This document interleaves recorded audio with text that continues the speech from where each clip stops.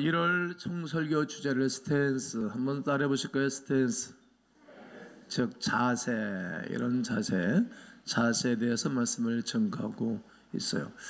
매 주마다 또 매 달마다 히브리어, 헬라어, 또 영어 이렇게 한 단어씩 아마 여러분들도 습득해서 좋기도 할 것입니다. 자세입니다. 자세. 어때 여러분? 한 주간 영적 스탠스 위주가 사셨죠? 우리가 내가 나를 관리해 주는 거예요. 누가 나를 관리해 주겠어요? 내가 나를 관리하고, 그리고 내가 나를 관리하면 하나님이 우리를 바라며 기뻐하시면서 함께해 주십니다. 디딤발이 좁은 조를수록에 능률이 오르고 또 부상도 줄이고 또 성과가 좋을 것입니다. 디딤발, 그리고 디딤발에 내 하나님이 나의 디딤발이 되어주사 나의 인생을 인도해 갈 것이라고 말씀을 드렸습니다. 우리가 어려운 환경이나 상황, 가난을 정복하기 위해서 디뎌야 할 세 가지 디딤발이 있다고 지난주에 말씀을 드렸어요. 첫 번째가 무슨 디딤발이라 그랬죠? 순종의 스탠스를 잡고 살아가라. 그러면 하나님 우리의 새 길을 열어줄 거다. 안 가본 길을 가고 만나지 않은 일들을 하고 그럴 것이라고 말씀을 드렸어요. 또 사실 그러고, 지난주에 말씀을 설교를 하고 3부 예배를 드리고 올라오는데 어느 분이 목사님 딱 맞아요. 금년도 하나님이 새 길을 또 새로운 일을 하게 해주셔서 너무 감사하다고. 저도 새로운 공부를 하고 있어요. 2가지 새로운 공부를 하고 있는데 힘은 들지만 재미가 있어요. 사람이 나이가 먹으면서도 늙지 않고 치매 안 걸리려면 공부하는 거예요. 머리를 괴롭히는 거예요. 또 몸이 건강하려면 몸을 괴롭히는 거예요.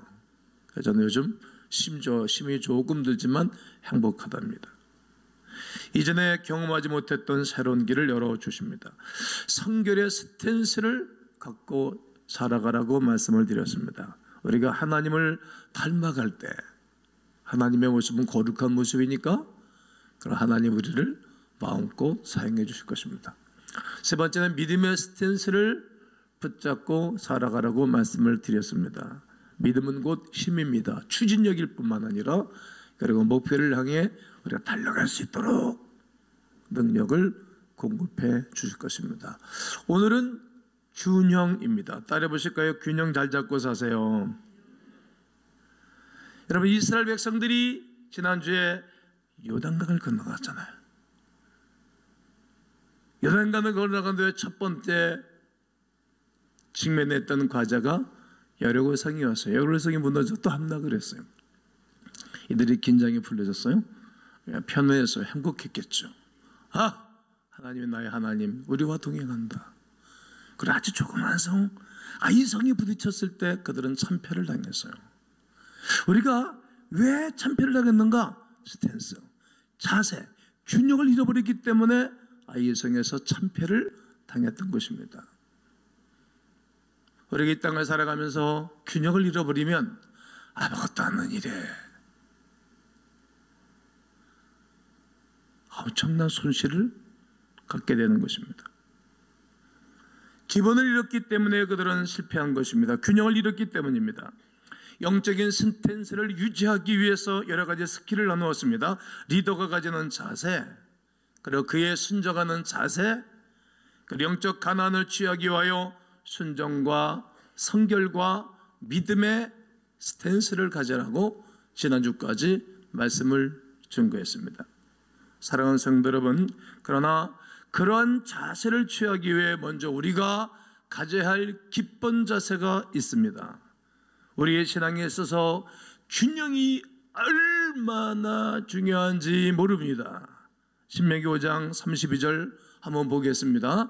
그런즉 너희 하나님 여호와께서 너에게 명령하신 대로 너희는 삼가 행하여, 이 삼가 행하여 이 단어는 조심성 있게 신중하게 행동하라는 거예요.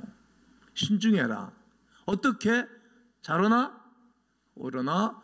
치우치지 말고. 이것이 규정입니다. 조금 아까 우리 집사님이 양쪽으로, 한쪽으로 자충하면 넘어지는 거예요. 우돌하면 넘어지는 거예요. 잘하나? 옳으나? 치우치지 말아라. 너희 하나님 여호와께서 너에게 명령하신 모든 도를 행하라. 하나님 우리에게 주신 메시지가 있어요. 어떻게 보면 과제, 어젠다가 있다는 거예요. 명령하신 모든 도를 행해라. 그렇게 하면 너희가 뭐 할 것이고 살 것이고. 아멘입니까? 복이 너에게 있을 것이라. 할렐루야. 축복이 있을 거라는 거예요. 너희가 차지한 땅에서 너희 날이 길 거다. 너희가 가나안 땅에서 너희가 영광이 영원히 살 거다. 네 후손들이 힘을 가지고 이 땅을 살게 될 것이라는 말씀입니다. 하나님께서 모세에게 십계명이 새겨진 돌판을 주며 이스라엘 향해서 말씀하신 것입니다. 내가 너에게 준 명령과 규례와 법도를 지키되 자르나 우르나 치우치지 않고 지키면 내가 너에게 이러한 축복을 베풀어 줄 것이다. 이것이 하나님이 이스라엘 백성들에게 주신 명령이요 규례요 법도요 따라야 할 말씀입니다. 굉장히 기본적인 문제입니다. 하나님의 말씀에 순종하는 사람, 그렇게 되면 너희가 복을 받고 이 땅을 살 것이라는 약속입니다. 가나안을 정복하고 그곳에서 살 수 있을 것입니다. 하나님은 언약을 이행하기 위해서 그들에게 베풀 수 있는 모든 것을 베풀어 주신 것입니다. 하지만 문제는 이스라엘 백성들이 이 율법의 균형을 깨트리고 균형의 스탠스를 잃어버리고 잘못된 길을 걸어가는 거예요. 다윗의 조도로 따르지 아니하고 아방의 길을 따르는 거예요. 멋진 인생을 따라가는 것이 아니라 잘못된 길을 걸어가는 거예요.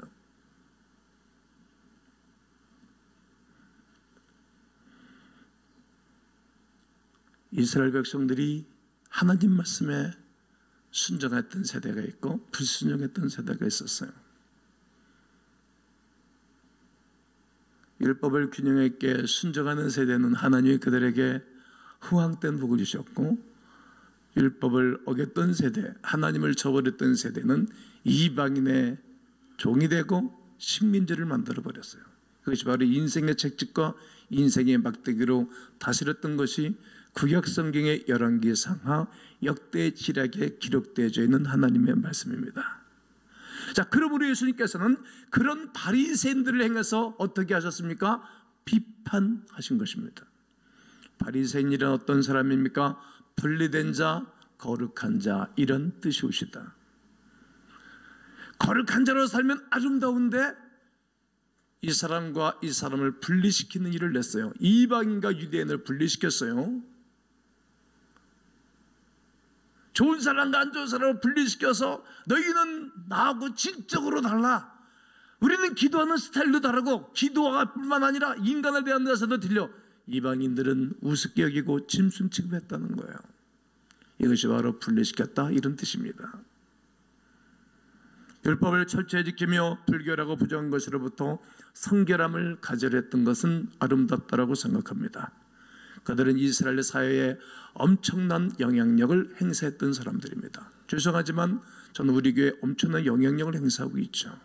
제 말 한마디에 식구들이 움직이니까 말이죠. 또 교회 장로님은 영향력을 행사하는 사람이에요. 권사님들이 영향력을 행사하는 사람입니다. 교구장이 영향력을 행사하는 사람이에요. 지역장, 순장, 조장, 교회학교 선생님들이 영향력을 행사하는 사람들입니다. 이처럼 바리새인들은 그 당시에 엄청난 영향력을 행사했던 사람들입니다. 하지만 바리새인들은 영적 스탠스가 무너지자 어떤 변화를 가져왔는가요? 율법이라는 규칙에만 집중하는 사람들이 됐습니다. 겉과 속이 다른 외식자, 위선자로 살아갔습니다. 형식적인 경건주의자가 되었습니다. 권위의식에 사로잡혔습니다. 균형을 지키지 못하고 균형이 깨졌습니다. 바리새인들은 식사에 관한 여러 가지 규칙을 세웠습니다. 안식일에는 이렇게 하라고 말했습니다. 세세한 문제에 고리타분하게 따지고 물었습니다. 율법 하나에 목숨을 걸었다고 해도 무방할 것입니다.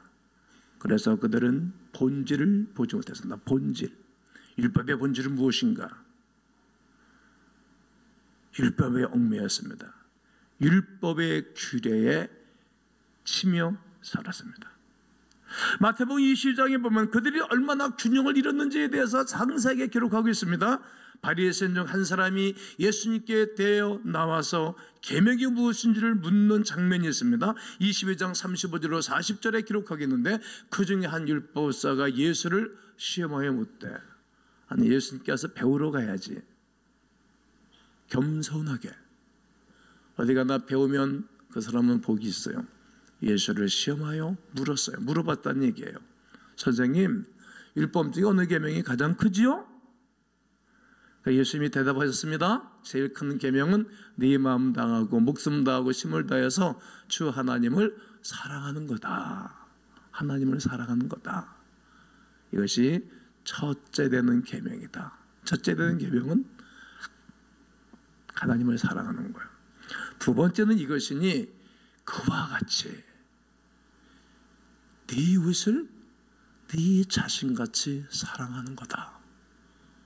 배고프면 밥 먹고, 목마르면 물 마시고, 추우면 옷 껴입고, 온도 높이고, 피곤하면 잠자고, 그리고 내가 좋은 거 갖고 싶은 거 갖고, 내가 소유하고 싶은 욕구를 채우지 않지. 그처럼 네 이웃을 그렇게 사랑하는 거다. 이 두 계명이 온 율법과 선자의 강령이다. 강령은 꼭 해야 할 일이다. 예수께서 뭘 하셨습니까? 마음 다하고 목숨 다하고 뜻을 다해서 하나님을 사랑해. 그리고 네 이웃을 네 몸과 같이 사랑하는 거다. 즉 10계명이 의미한 바가 무엇입니까? 1계명이 다른 신을 우상을 만들지 말아라. 그리고 거기에 절하지 말아라. 그리고 네 하나님의 이름을 망령되이 가볍게 대하지 말아라. 4계명인 안식일을 지켜라. 이것 하는 것이, 네 가지 계명을 지키고 살아가는 것이 하나님 사랑하라는 거예요. 우리가 하나님 사랑하면 우상 만들지 않잖아요. 하나님 싫어하는 거 안 한다고. 거기 절하지 않잖아요. 네, 명절이 이제 다음 달이면 명절인데, 명절에 우상에 절하지 않죠. 하나님 사랑은 그런 거 안 해요. 다니엘처럼 말이죠. 그리고 하나님의 이름을 귀하게 하죠. 하나님의 이름을 막 짓밟지 않죠. 그리고 거룩한 주의를 잘 지키죠. 이것이 하나님을 사랑하는 거예요. 1계명과 4계명이 하나님을 사랑하는 거예요. 네 이웃을 네 몸같이 사랑한다. 부모님 공경하면, 사랑하면 부모 잘 모시지. 부모 잘못 모시는 거 바라보고 이웃 사람들한테 비난받을까 봐 부모 모시는 것은 우스꽝스러운 거죠. 위식이지, 위식. 가식이라는 거죠. 이웃의 거짓 증거하거나 이웃의 법적인 아내가 아닌, 법적인 남편이 아닌 다른 사람의 몸을 해하지 않죠. 간음하지 않죠. 7계명이 간음이잖아. 내 아내를 소중히 여기겠죠. 내 아내 두 눈에 눈물을 흘리게 하면 내 두 눈에서 피눈물이 나게 할 거 아니겠어요? 이웃에 대해서 거짓말을 하지 않아요. 이웃에 대해서 탐나지 않아요. 사랑하면 그러게 하겠어요? 사랑하면 더 줘야 되겠지. 베풀지 않겠습니까? 율법 주신 이유는 여기에 담겨져 있어요. 예수님은 본질을 꿰뚫고 있었던 것입니다. 본질을 잃어버리면 균형을 잊어버려요. 스탠스를 잊어버리는 거예요. 나무 한 그루를 보는 것이 아니라 나무와 숲을 전체를 바라볼 수 있는 눈이 예수님에게 있었고 오늘 우리들에게 있어야 됩니다. 하지만 바리새인들은 그것을 보지 못했습니다. 그들의 삶의 균형은 무너질 대로 무너졌고 깨질 대로 깨졌습니다. 말씀을 깊이 아는 지식을 통해 율법을 지키는 데만 급급했지, 율법으로 하여금 하나님께 가까이 나가는 것에 대해서는 관심이 없었습니다.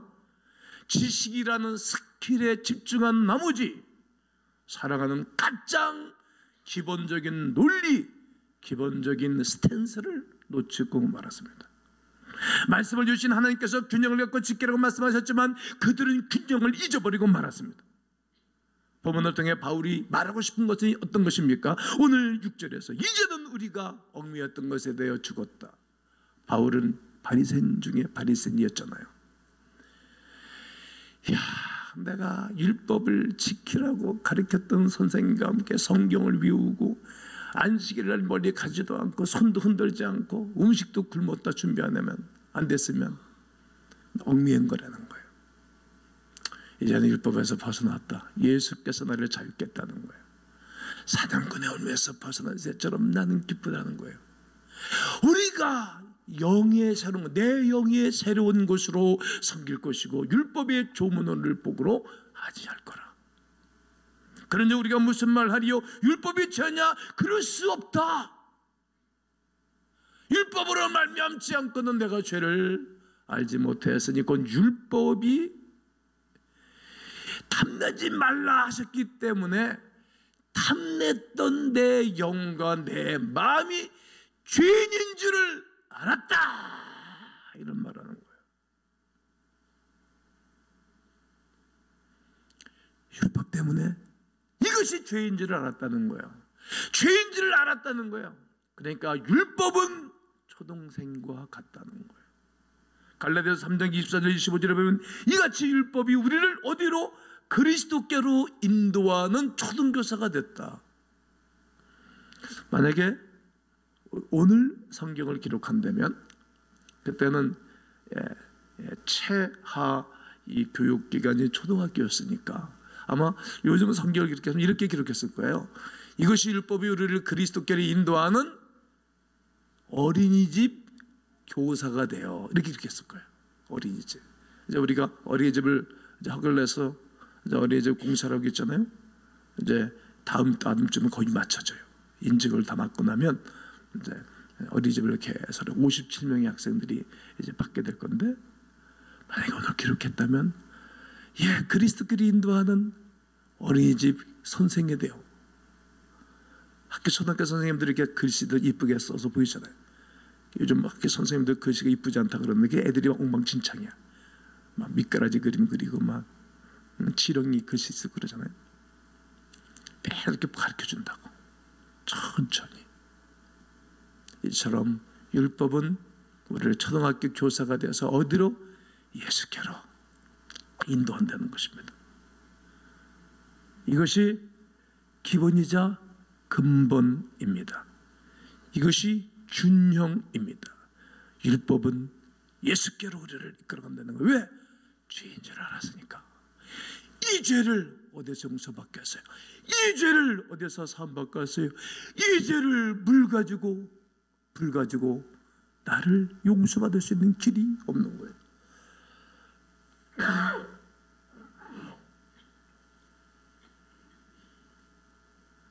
이렇게 하나님이 주신 율법이 불완전하거나 잘못됐거나 나쁜 것이 아닙니다. 하나님이 주신 선물이자 축복이자 완전한 것이 율법입니다. 하지만 그것을 사용한 우리가 균형을 잃게 됨으로 말미암아 엄청난 문제를 갖게 된 것입니다. 마치 누구처럼? 바리새인처럼 말입니다. 하나님 우리에게 부여하신 권위와 하나님 우리에게 부여하신 권력과 하나님이 우리에게 부여하신 모든 것을 가지고 섬기라고 주신 것인지 고난을 행세해서 사람을 어렵게 하라고 주신 것은 아니라는 거예요. 그런데 바리새인들은 자기들이 주는 권위를 가지고 예수님을 시험할 정도니까 사람 우습게 여기는 것은 얼마나 마음대로 하지 않겠어요? 여러분은 어떻습니까? 아버지로서 여러분 권위가 주어졌습니까? 어머니로서 권위가 주어졌습니까? 또 여러분 학교 선생님으로 권위가 주어졌습니까? 대통령으로 최고의 수장의 권위가 주어졌습니까? 교회에서 여러분들에게 부여하신 권위가 주어졌습니까? 그 권위를 가지고 권력을 행사하라고 주신 것이 아니라 섬기고 그리스도께서 나를 용서하시고 살아가신 것처럼 이 사랑을 증거하고 주신 하나님의 은혜입니다. 로마서 7장 8절로 11절에서 바울이 이 위대한 사실을 깨닫고 이 성경을 기록하는 거예요. 그러나 죄가 기회를 따서 계명으로 말미암아 내 속에서 온갖 탐심을 이루었다. 이는 율법이 없으면 죄가 죽은 것이다. 저는 율법을 깨닫지 못했을 때 내가 살았는데 계명이 이름에 죄는 살아나고 나는 죽었다. 생명에 이르게 할 그 계명이 내게 대하여 도리어 사망에 이르게 하는 것이 되었도다. 죄가 기회를 따서 계명으로 말미암아 나를 속였다. 그것으로 나를 죽었는지라. 죄악이 오히려 율법과 계명을 역이용했다는 겁니다. 사단은 굉장히 교활하고 사단은 굉장히 영리합니다. 하나님이 주신 율법을 이용해서 죄악을 가지고 들어오고 그때 당시에 사람들을 우매하게 하고 우매할 뿐만 아니라 자기도 망하고 다른 사람들 어렵게 힘들게 했다는 겁니다.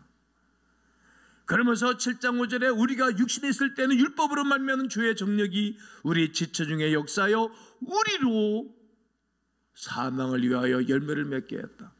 여러분과 저를 통해서 생명의 열매를 맺게 해야지 사망의 열매를 맺게 했다는 거예요. 억울한 일이 아니겠습니까? 율법은 무엇이 죄인지 기준을 제시했지만 오히려 죄의 정력을 일으키게 했고 그것이 오히려 죄를 짓게 하는 일에 사용됐다는 거예요.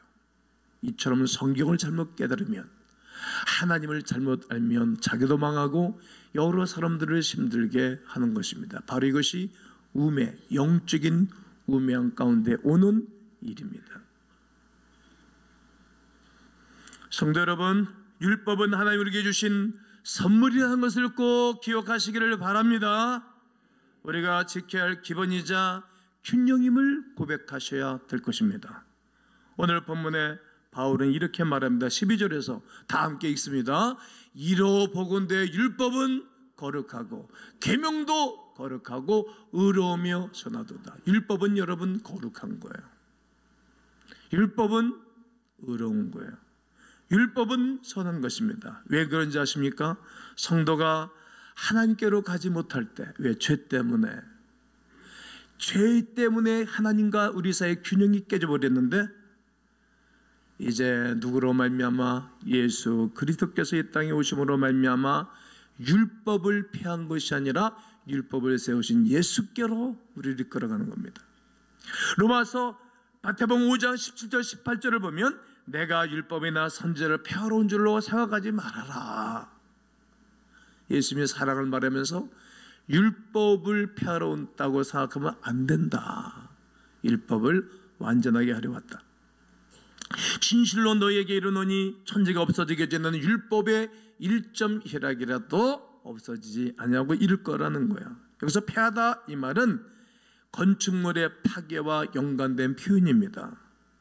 그러니까 제도의 완전한 개편 또는 폐기라는 의미인데 우리 예수님이 땅에 오신 것은 율법을 폐기하러 오신 분이 아니라는 거예요.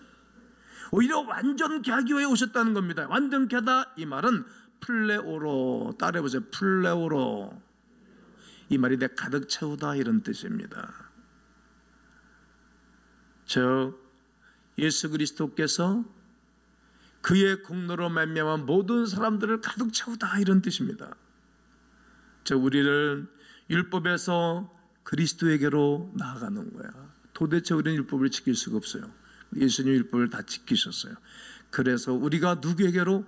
힘 있는 사람, 똑똑한 교수한테 공부하러 가듯이 의사가 레지던트 다 지나가서 좋은 의사 전문의 되기 위해서 좋은 교수한테 가서 공부하고 배우는 거잖아요. 인생의 최고의 좋은 의사는 누구예요? 예수 그리스도예요. 육신도 영혼도 삶도 치료해주는 분이 예수 그리스도에게 우리를 가는 거예요. 어디서 가? 바울이 이런 고백을 하는 거예요. 오라 나는 곤고한 사람. 곤고하다는 거야. 뭐 때문에? 길이 없다는 거예요. 용서받을 길이.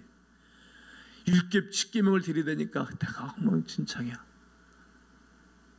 그래서 예수께로 우리를 이끌어가는 것입니다. 무엇을요? 새 계명으로 주신 사랑으로 말합니다. 여러분 예수 그리스도로 말미암아 우리는 율법에 얽매이지 않습니다. 아멘. 크게 하셔야 되면 율법에 얽매이지 않습니다. 이것이 균형이라는 거예요. 여러분, 제가 마지막으로 한번 손을 쫙 벌리면 균형이 잡혀가지고 넘어지질 않아요. 나 일부에도 타봤더니 잘 타더라고. 손 내면 흔들린다고. 여러분, 외주 타는 사람들 보면 양팔 벌리다든지 장대를 딱 들어요.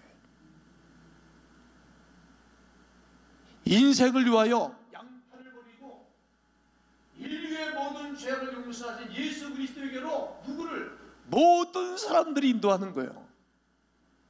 나는 온유하고 겸손하니 내게 와서 멍에를 메고 배우라고 말이죠. 주님과 함께 인생을 걸어가는 거예요. 흔들린다고. 우리가 이 땅을 사는 가운데 균형을 깨질 수가 있어요. 실수할 수 있어요. 그러나 나를 붙잡아 주시고 이끌어 주시는 그리스도 예수로 말미암아 균형을 잃지 않고 승리와 축복된 삶을 살아가시기를 주 예수의 이름으로 축원합니다.